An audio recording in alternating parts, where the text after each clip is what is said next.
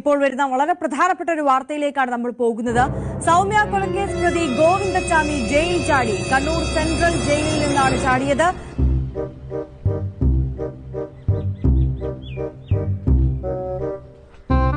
അണ്ണാ ഒരു ചായ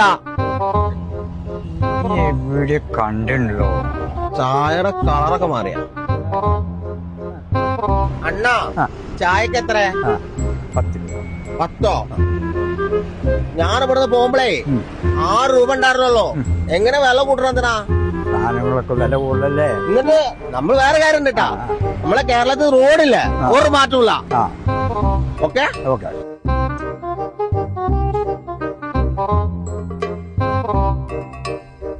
ആളെ മനസ്സിലായോ? കണ്ടിട്ടില്ലല്ലോ. അത് നമ്മുടെ ഗോവിന്ദച്ചാമി തോന്നുട്ടാ. അവനൊരു കട്ടുണ്ട്. സ്റ്റേഷനിലേക്ക് വിളിക്കാം. ഇത് കേരള പോലീസാടാ. നീ അങ്ങനെയൊന്നും ഇവിടുന്ന് കേരളത്തിൽ നിന്ന് മുങ്ങില്ലടാ.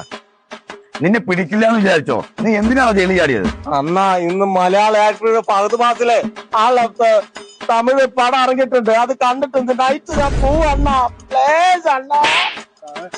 സാറേ ഏതായാലും ഷോന്റെ ടൈമായി. നമുക്ക് ആ പടം കണ്ടിട്ട് പോയാ പോരെ?